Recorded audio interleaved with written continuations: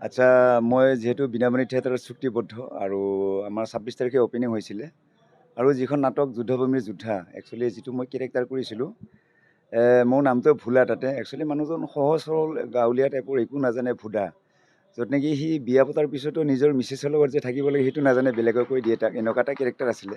কিন্তু মই যেতিয়া বাইদেউ এজনীৰ ঘৰত যাওঁ, থিয়েটাৰৰ মতে, তাতে গৈ হাৰমনিয়ামটো মই পাওঁ, অকণমান ধেমালি কৰোঁ। তাৰ মাজতে মোৰ অকণমান যিটো ৰাইজৰ আৰু সেইদিনাখন প্ৰথম আছিল আৰু যিটো ৰাইজৰ ছাপৰ্ট পোৱা মোৰো অলপ হিট আহি গ'ল, অকণমান ইফাল সিফাল কৰি পালোঁ। সেইকাৰণে শিল্পী সমাজ বা ৰাইজৰ ওচৰত মই ক্ষমা বিচাৰিছোঁ। আৰু এইটো আমি প্ৰথম দিনাখনেই কৰিছিলোঁ, তাৰপিছৰ পৰা মই এইটো কৰা নাই আৰু মই ভুল বুলি স্বীকাৰ কৰি লৈছোঁ আৰু এনেকুৱা ভুল নকৰোঁ।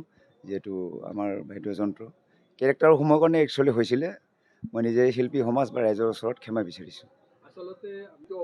হয় হয় হয়, মোৰ ভুল হৈছে, স্বীকাৰ কৰিছোঁ। আৰু যিহেতু ২৫-৩০ বছৰ সৈতে ৰাইজৰ লগতে আছোঁ, মই থিয়েটাৰতে ৫-৬ বছৰ হ'ল আৰু এনেকুৱা ভুল কেতিয়াও হোৱা নাছিলে আৰু এনেকুৱা নহয়।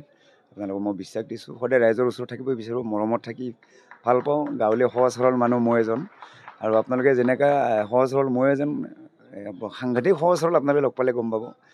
মই ধুনীয়া পৰিৱেশত থাকি ভাল পাওঁ, ৰাইজৰ লগত সদায় থাকিম আৰু নতুন নতুন কমেডি দি আপোনালোকক হহুৱাবৰ কাৰণে চেষ্টা কৰিম। এইটো ভুলৰ কাৰণে আপোনালোকে মোক মাফ কৰক। আহক। একচুৱেলি থিয়েটাৰখন আমি বহুত কষ্ট হয়, ১.৫ মাহ পূৰা আমাৰ দিন ৰাত টোপনি নাই, বহুত কষ্ট কৰোঁ।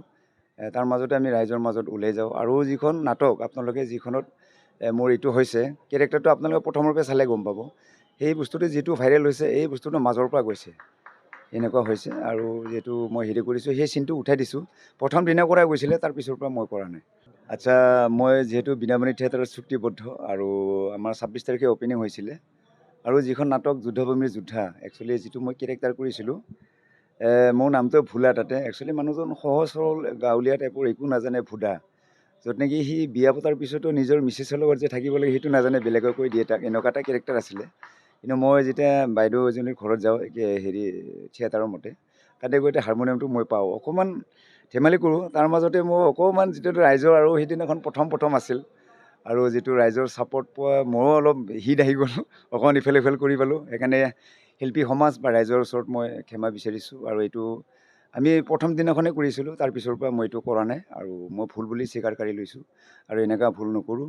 যিহেতু আমাৰ বাদ্যযন্ত্ৰ কেৰেক্টাৰৰ সময়ৰ কাৰণে একচুৱেলি হৈছিলে, মই নিজে শিল্পী সমাজ বা ৰাইজৰ ওচৰত ক্ষমা বিচাৰিছোঁ। হয় হয় হয়, মোৰ ভুল হৈছে, স্বীকাৰ কৰিছোঁ। আৰু যিহেতু ২৫-৩০ বছৰ সৈতে ৰাইজৰ লগতে আছোঁ, মই থিয়েটাৰতে ৫-৬ বছৰ হ'ল আৰু এনেকুৱা ভুল কেতিয়াও হোৱা নাছিলে আৰু এনেকুৱা নহয়।